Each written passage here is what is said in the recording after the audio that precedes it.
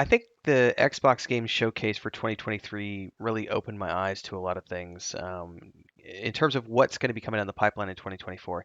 I try not to get hyped about games anymore, having been in game development for close to a decade now, and just being a gamer for 30 odd years. I've learned that, for the most part, it's better to just wait, see if a game launches great. How's the first 6 months look? If it's still doing good after that, then I'll, take a look. I'm not generally someone who pre-orders a lot of games. I don't get hyped about things. I just like to wait and see and what does it look like when it plays. I don't care about critical reviews.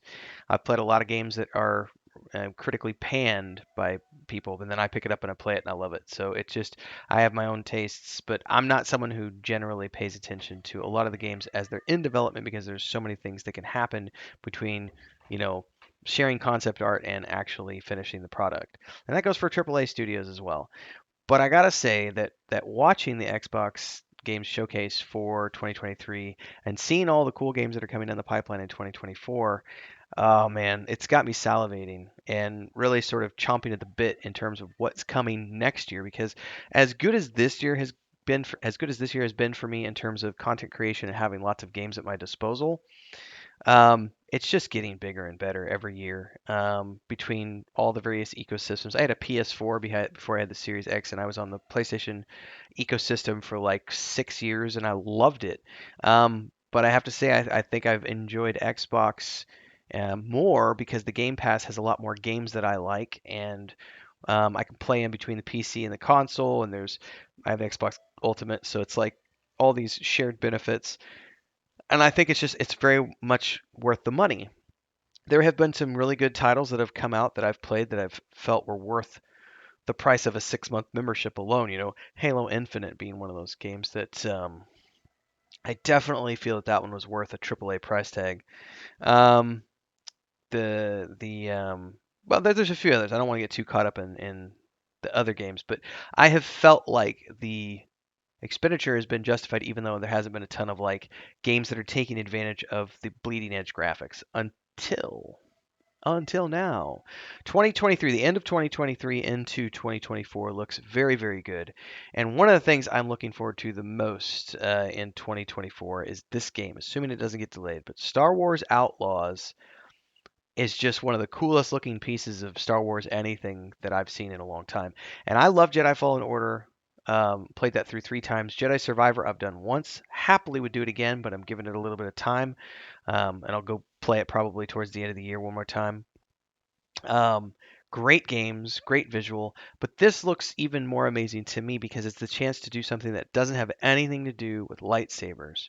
So it's going kind of back to the Kyle Katarn days, like when I was growing up in the 90s and getting to play these games about these really cool like smuggler type characters.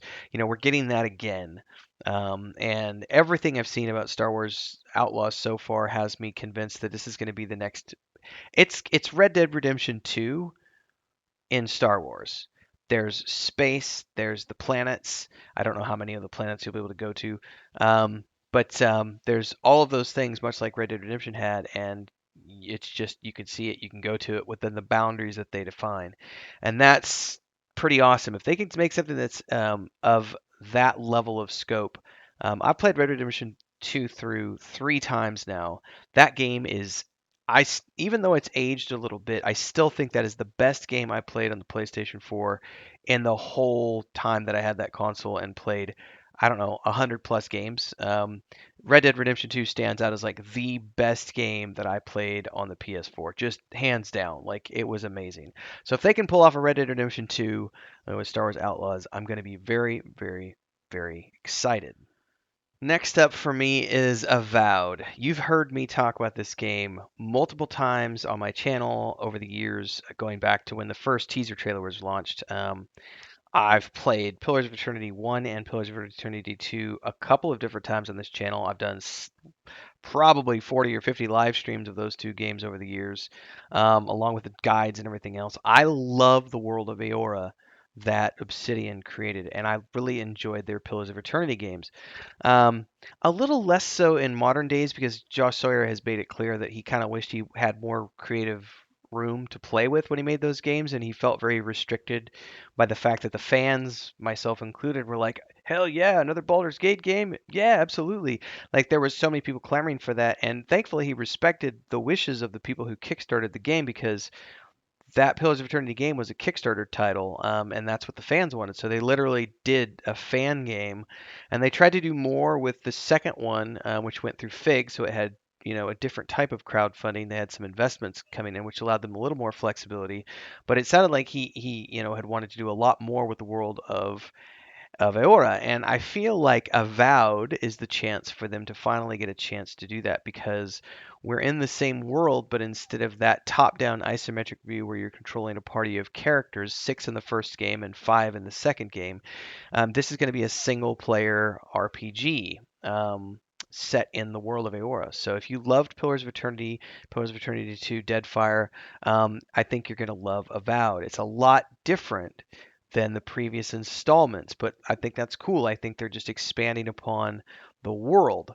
And more games is never a bad thing when it comes to, making bigger and better things for your IP. And Obsidian has already proven themselves time and again of being able to handle the storytelling element. So I have no doubt they're going to be able to pull off a very compelling story-based game here that's going to be different than anything anybody's ever played before. So I'm really looking forward to this. Plus, the thought my brother and I were talking about this. Like one of the coolest things about this game was like, especially when you got into Deadfire, was you could have a pirate build. Like it's one of the first games I've ever played in like a D&D atmosphere where I could really build a pirate build because you can literally be wielding like dual pistols or a pistol and a rapier. Like there's all sorts of cool stuff you can do while still being, like a chanter and all these other weird classes that they have in the game. Um, I love my rogue, who is absolutely a smuggler type.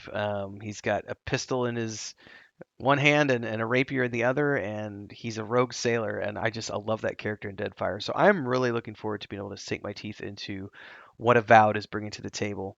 So this is another game that I fully anticipate just diving into and losing myself in when this comes out next year, assuming it doesn't have any more delays. But it's been in development for 5 or 6 years now, I feel like. So I don't think we're gonna. I would assume we're not gonna see any delays. But this is really cool how you can see Microsoft is going to bat for these teams and giving them the funding that they need to be able to create games of the caliber that they've made before, but on a bigger budget.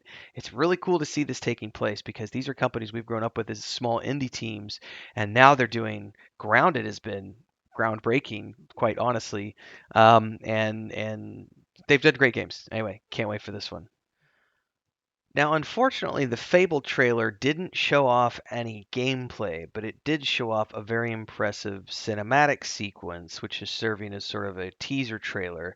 It says official trailer, but I didn't see any gameplay associated with it, so I guess this is just a story trailer.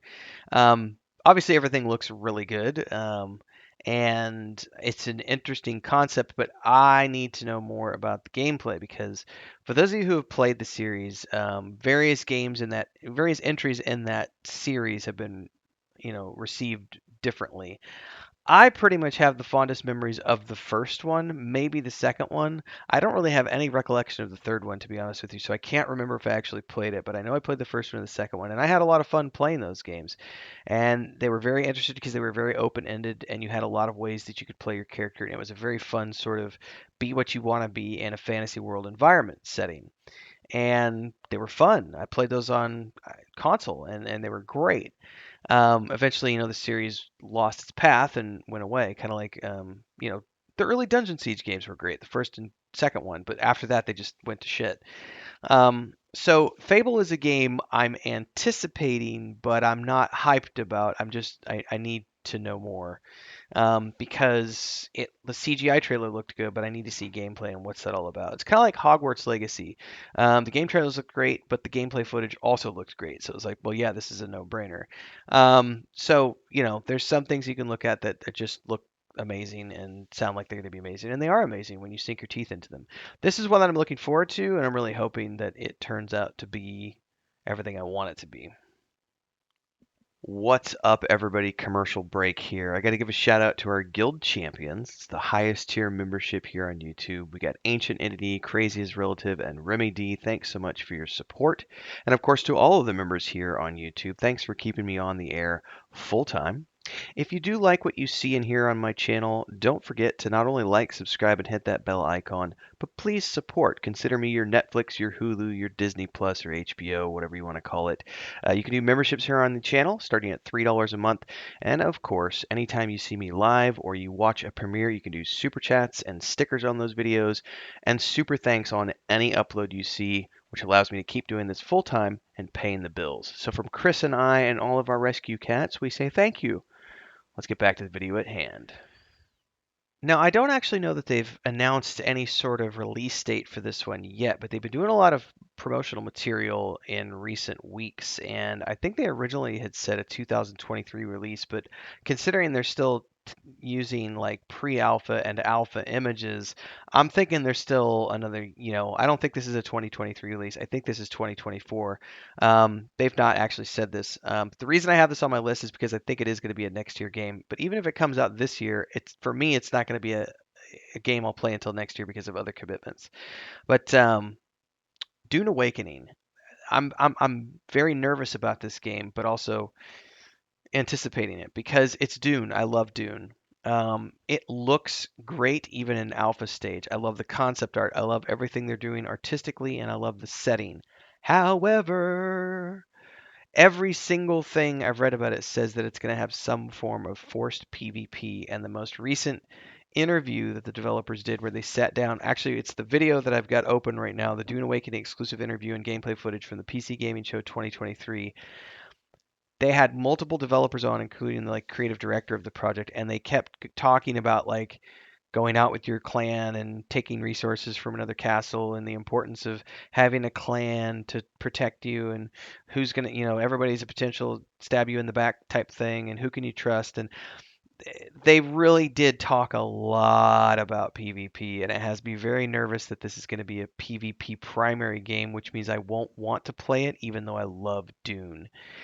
If it turns out to be PvP light or PvP optional, I'm more than happy to try this out, and I really want it to be those things. I want there to be PvP because it makes sense in the Dune world. Absolutely makes sense. The Atreides versus the Harkonnens.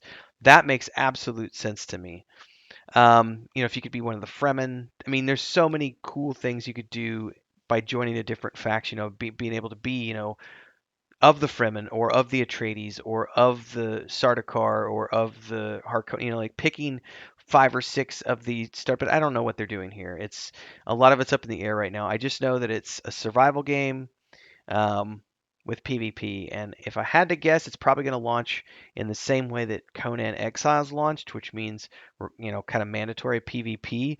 And then they'll eventually, I mean, Conan Exiles added it later on with the PvE option where you can go in and just play storyline and a single player adventure where you're not getting, killed by other players. Um, I'd be happy with any sort of like PvE mode, but I don't know if they're going to have it yet. But the video, I mean, if you haven't watched this gameplay footage video, it has some really impressive stuff in it, which really got me sort of like going, oh wow, because like they've got this sequence where they're like flying an ornithopter up to this base, and I'm just like, that looks really freaking cool. They showed off some like speeder bikes in the sand. Where did I see them? And like this type of concept art they were showing off, and it's like, oh my god, you guys are killing me. Oh yeah, they've got like these sand vehicles and another ornithopter shot over here. Like just this thing right here. Like they showed this thing cruising around the desert, and I'm like, man, you're selling the game really well from a. It looks like a lot of fun, but they kept talking about PvP, which has me scared. But I think this has the potential to be a really good game that could open up Dune to, a whole lot of new eyes of people who want to play it and experience a really cool game. And it's, they're borrowing looks and things from the movies. I don't know. Food for thought. I think it's going to be good, but I'm scared about the PvP component of it.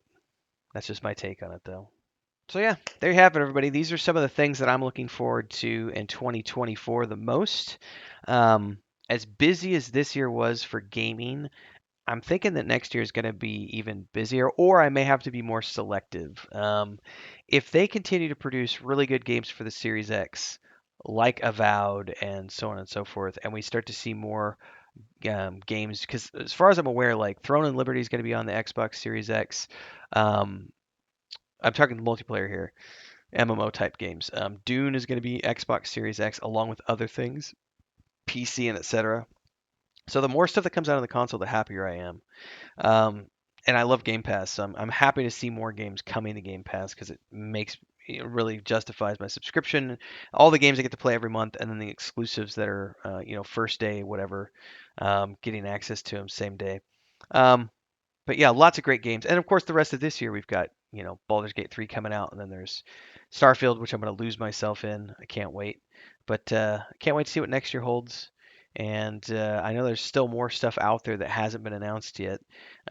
Games that are supposedly coming out in 2024, 2025. So we're just going to be waiting and seeing what the rest of next year holds. But I at least know of those handful of games. Those are 4 games that each one of those should give me 6 to 8 weeks of enjoyment out of those. So if I get a month or two out of each one of those, I've already got half my year covered right there with just 4 major releases, which is pretty cool. And of course, all the TV shows and stuff, because there's just I mean, just I can't even begin to count all the things that Chris and I like to watch and look forward to and beyond. So like, subscribe, hit the bell icon. I'll see everybody next time. Stay safe, everyone. Happy gaming.